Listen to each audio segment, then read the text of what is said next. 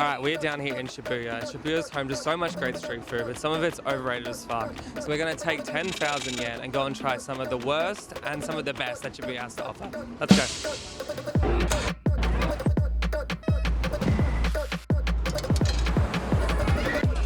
It wouldn't even be Shibuya if the first thing you didn't notice was this 10 yen coin.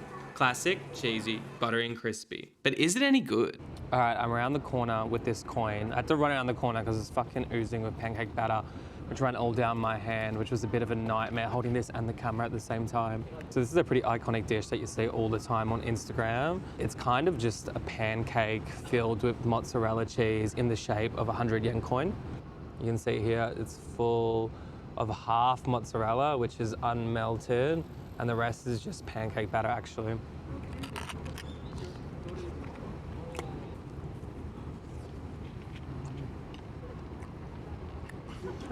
So this is 500 yen, which is pretty okay price for a snack. You can get whole meals here for 500 yen, but for a snack in this location, I think it's not too bad. We had this the other day, and it was far fucking better cooked, where the bread was fully cooked and there was no pancake batter. You can see here I can pull out the whole piece of cheese. It's not even remotely melted. Just to show you guys what I'm talking about, you can see it's just all fucking pancake batter. It's not even cooked, and the mozzarella can pull out as one piece. So yeah, I mean, maybe it was because it's the first one of the day. Maybe he's new, I don't know. All right, we're off to a pretty disappointing start, I won't lie. I did expect that to be at least properly cooked, but I mean, that's the real kind of Instagram versus reality sort of moment, isn't it? But fear not, there's still heaps of great food here in Shibuya, so we're gonna have a wander around, find the next thing to eat. It's actually my first time kind of going out in the public and vlogging by myself, and I think one thing that makes it really hard is there's nowhere to sit and eat with all the street food, which makes it really fucking hard when you're holding the camera in one hand. So every time I get something, I need to run off into a different aisle, find a place to stay, which can be a real challenge on its own as well. So kind of slows me down quite a lot, and the last dish didn't help at all with the pancake batter oozing all over my hands and all over the camera. So it's all right, optimistic still. Shibuya's a great place to be, really fun, lots of youthful energy. We'll keep at it. I'm gonna go up to the Magnet building. I heard there's a great view of the Shibuya crossing. I'm hoping I can snag a coffee there as well, so let's go up. I'm up here on the top of Magnet to get a view of Shibuya crossing. It's pretty busy up here. 1,500 yen to come in, which is pretty good with the drinks. I just got a coffee. Probably would recommend it actually. It's beautiful up here in the sun. So I'll show you some footage from Shibuya Scramble as well, and then we'll head down and find something else to eat.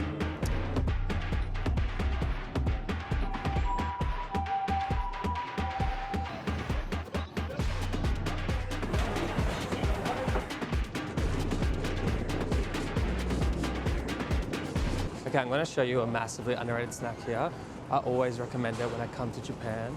You're probably going to think I'm a fucking loser for recommending this, but wait till you try it. That's right. I'm talking about ye old faithful kebab. I know, on a Japanese food vlog, feels like a curveball. But one bite of this thing, and your local late night kebab shop back home, fucking dead to you. All right, I know you might think I'm lying, but Japanese kebabs are actually so underrated. They're pretty different from what you'd expect at home. They're kind of served as like a sandwich mode. And they're really basic, just like lettuce, bit of red onion, and then either your beef or your chicken, not really the lamb meat, and then a spicy sauce as well.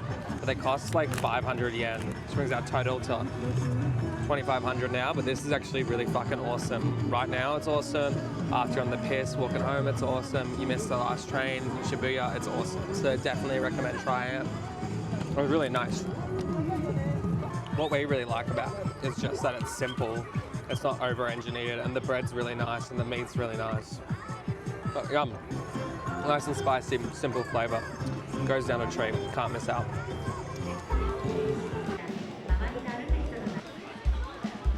Okay, I get it. Technically, we're drifting into Harajuku territory here.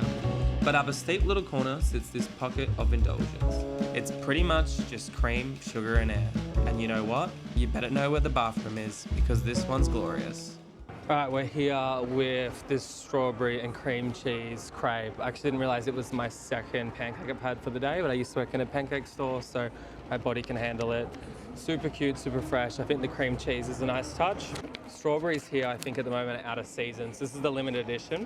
It was 1,200 yen, which is a little bit expensive and kind of brings our total up to 3,200 for the day. Absolutely full of cream. It's like oozing out. We'll dig in. Yum. Really nice.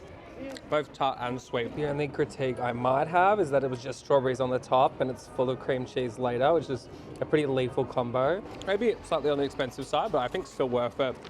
And crepes in general, they're not overrated yet, I think. I think they're still really nice. They put in a lot of care to presentation and flavors. Yum. All right, I'm gonna finish this off camera because it's gonna make a mess.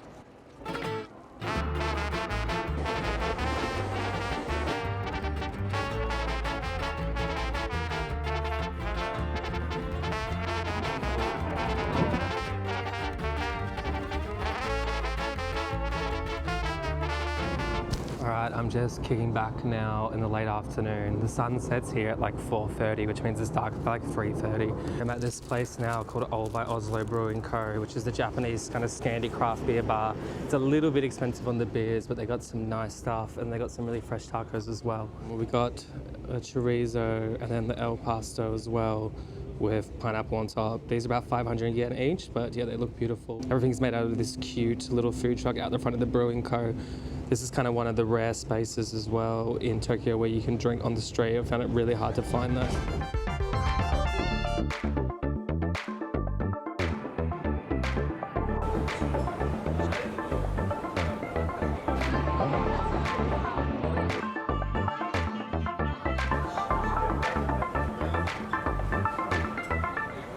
All right, we're down here at Shibuya Yogur Cho for a spot of dinner. Now be warned, this is a bit of a tourist trap and it does pale in comparison to some of the other Yogur Cho around the city, particularly the one nearby in Shinjuku. But we're gonna walk through. There's a bunch of kind of traditional meals and some more modern takes on them. But beware, there is normally a cover charge for seating and prices can be a little higher than what you'd expect elsewhere. All right, we'll go grab a table. Let's go. This Yogur Cho has heaps of restaurants featuring dishes from all the other prefectures. I think that's kind of the point of it being built and centralized here in Shibuya. Like I mentioned, it's a bit of a tourist trap and definitely sent us over the 10,000 yen threshold. You can grab these items pretty much anywhere else for cheaper, and to be honest, it's gonna be tastier. We opted for a pretty basic meal, tempura ramen gyoza, and tried this fish innards dish that came with the cover charge. I think this would be a great place to visit if you had very little time in Japan. However, the Yogur Cho in nearby Shinjuku is a far better experience and I would opt for that. This one's pretty busy and rushed, so overall, I would call this place pretty overrated. Look, I fried this bit of the recording and didn't capture the audio. Like I mentioned, it was my first time vlogging. So if you made it this far, thanks. This was a pretty basic speed run of easy to grab items in Shibuya. There are far more exciting dishes tucked around this neighborhood, so make sure to give yourself ample time here and don't worry about the crowds too much. It's always worth dropping into Shibuya. Until next time, cheers.